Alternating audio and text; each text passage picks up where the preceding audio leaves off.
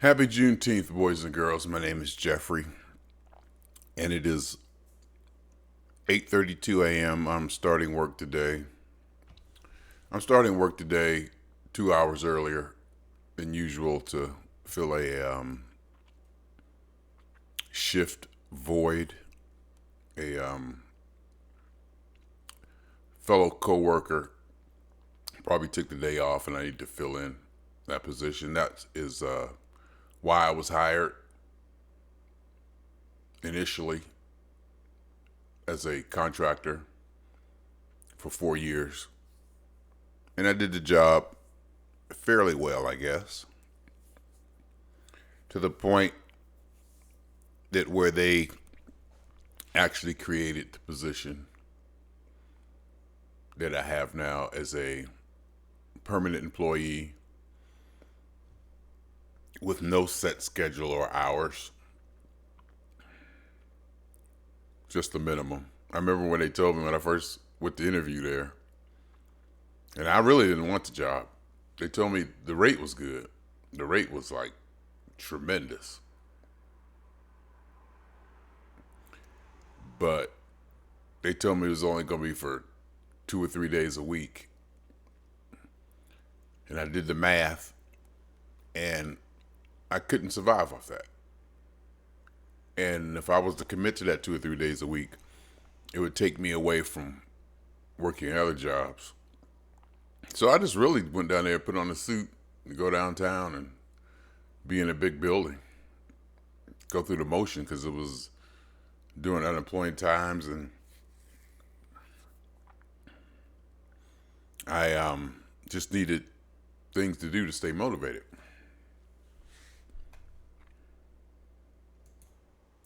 I just used the pause. The pause in UCAM, I was using UCAM before because I was able to put this overlay on it.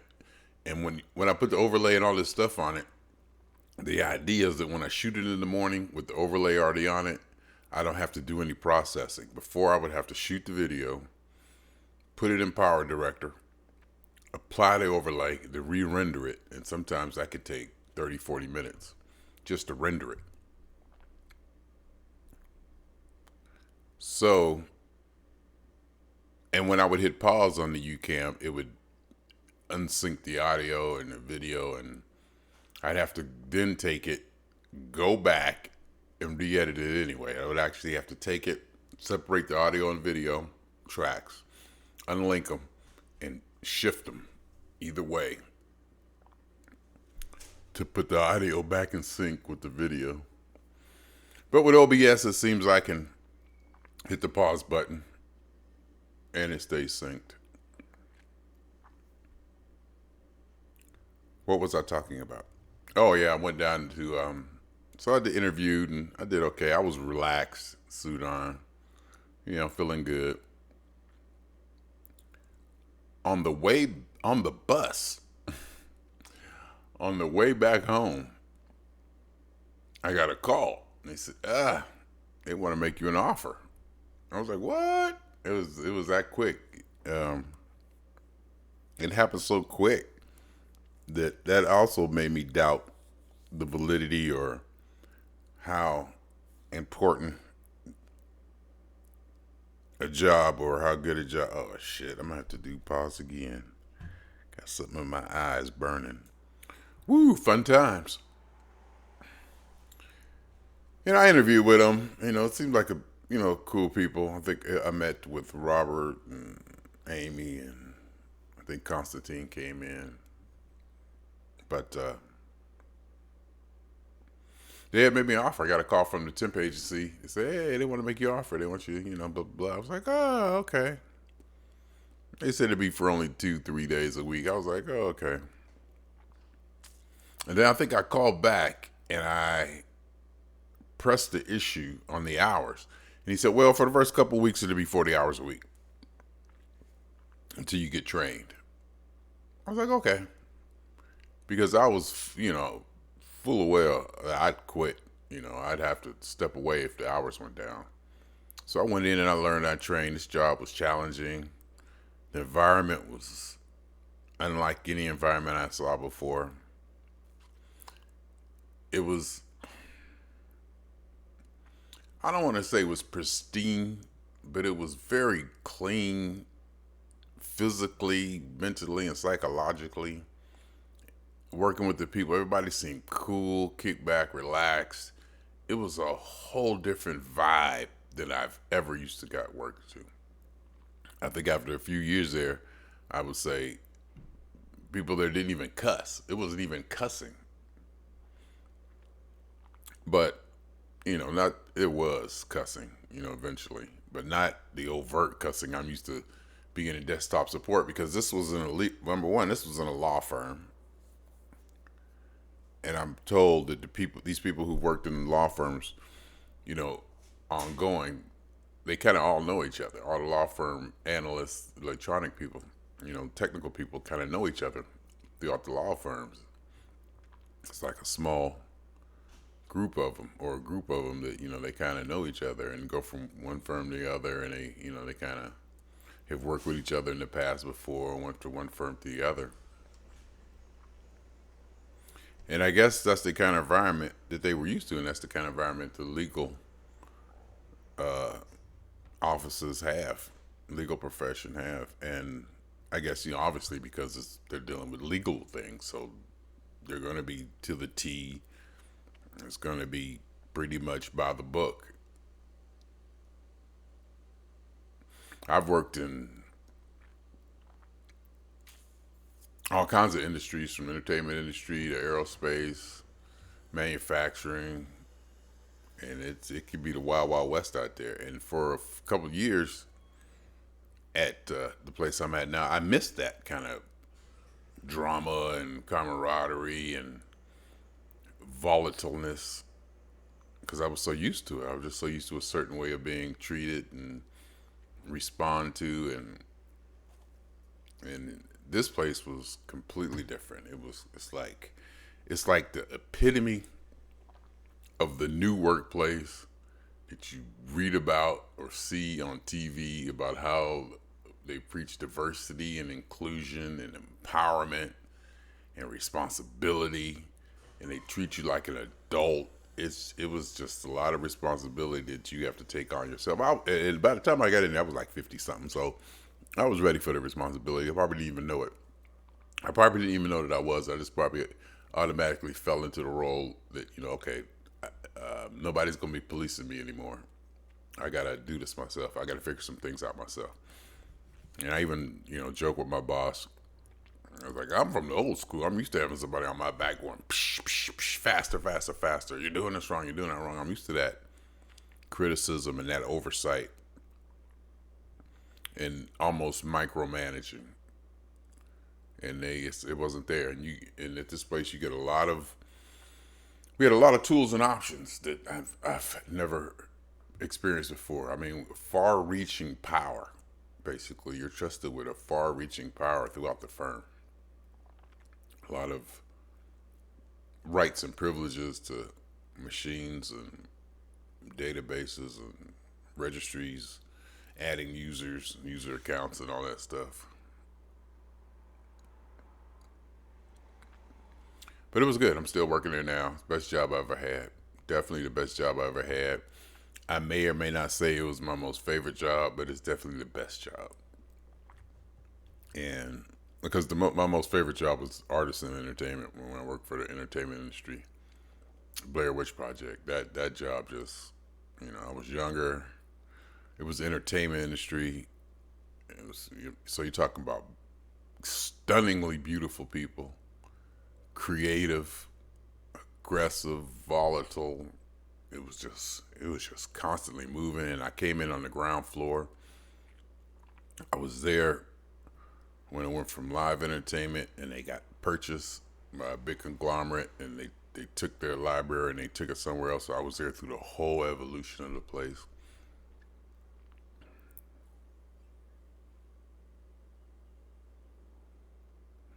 And I watched it grow, and I grew with it, and the money was good, and it was in Santa Monica. I used to go to the ocean for lunch. A lot of freedom because I had been there so long and I had a reputation.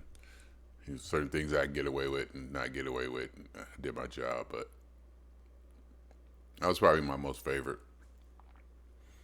But the place I'm at now, it's incredible. It really is. And now, so we're working there, and the place where we worked, the office, I had just came from. Actually, I had worked in that building before for Sidley Austin, another law firm. And then I found out, listening to Michelle Obama's book, that's where her and Barack met. She was a lawyer there at Sidley Austin in Chicago, and Barack came in to do intern or whatever they do there. Lawyers come in, associate or something, and that's how they met. So I had worked in that building before, so I kind of, but in that capacity, it was very limited. Did nothing basically, but literally did nothing. They hired us to do a project, and the project kind of didn't work or didn't take off. And for like maybe a month or two, we just basically sat there and practically did nothing. And so I went from that environment, and then I think I ended up working at the Internal Revenue Service, federal building, downtown LA. This was not the newest building. It was antiquated almost. It was like prehistoric. It was government work, and government funding at that time wasn't the best. It wasn't the best atmosphere. It wasn't the best environment. It wasn't the best psychologically. But I was able to deal with it, and I just busted in fact, it was.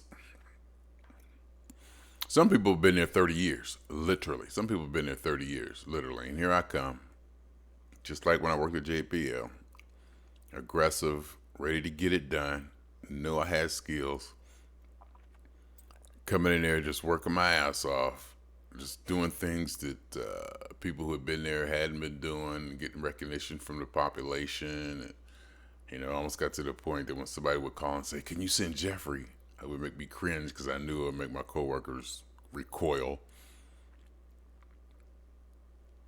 But and one time somebody even there told me, "Stop working so hard. You're not getting hired permanent. You're not gonna get a raise." And I was making $16 an hour. I was like making way below what I should have been making. But it was at a time of transition. I needed the work history. I needed to get my game up. And I worked there for a couple of years, and then it got to the point where I'm like, "Oh, okay, enough is enough." And then my father had to go back home. Had to take him back home for a month or two to do stuff at the house and get things at the house ready. So I told him, "I'm leaving for a month." I didn't even ask him nothing. I said, "I'm leaving for a month." And if the job was there when I got back, it was. If it wasn't, it wasn't. So I think the day before I left, got a phone call. "Pick up all your stuff, leave." It was just immediate. And I could tell by the way the place cleared out and the person they had there, they were just like, "Get your stuff, clear out." It was set up so they knew I was going to be getting a call. "Get your stuff, clear out." Yep, no talking. Just get your stuff, clear out. Don't discuss nothing, don't anything. Just get your stuff, clear out. I was like, it took me a while to settle in. I thought about it. I was like, okay. Once I realized what it was and processed it, I was like, yeah, okay, I'm done. Then when I came back from that, I started looking for a job, and that's when I found this one. I went from like $16 an hour, the lowest I've made in years, to the most I've ever made. In the best environment, clean. The IRS was dirty, literally. The building was dusty and dirty, and the equipment was dusty and dirty. Some of the stuff was just old. It was the offices. And then when I was working at the IRS, I was able to go work at. We had another office on 6th Street. I was able to go over there. It was a newer building. It was a little bit newer. People were a little bit different. The environment was a little cleaner, and I was able to work over there. So I was like, Hey, I set up a little cubicle office over there, and I worked, and people liked me over there, so they wanted me over there, and then they wanted me back in. But they basically wanted me to do after they started seeing me shine and fly. They basically wanted me to be a stock boy, basically. Not even do any electronics. I don't even think I was even supposed to do any equipment when I first got hired there. But I was just so, you know, good at what I did, and took to it and picked it up on it. They just wanted me to work in a stock room, putting inventory in an Excel spreadsheet. So when I got let go there, I was like, okay, okay. Then to go from that to the best job I ever had, in the cleanest, best environment I've ever had, making the most I ever had, most responsibility I ever had, more tools, more scope of work than I ever had. And then get hired permanent at the best schedule I ever had. And get hired permanent.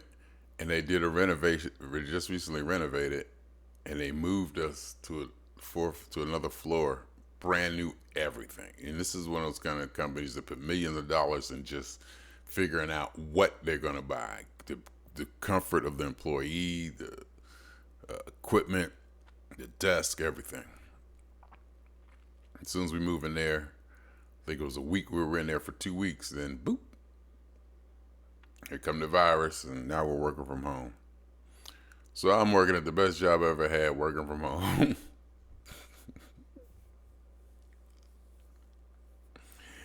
It's disgustingly good. Human beings are not built for this kind of happiness. Human beings are not built to experience life this good. At least I'm not. I wasn't raised this way. I was raised to work and to fight and to struggle. And right now, it's simply bliss without the ignorance. My name is Jeffery. It's 11:51. No, it's not. It's 8:51. It's 11:51 Eastern time. And I gotta go. I gotta fire up the other laptop, eat my food, do my steps 2 hours early, get off 2 hours early on this Friday, work tomorrow 4 to 12, because I was off yesterday. Then off Sunday, Monday, blah, blah, blah. You know how it goes.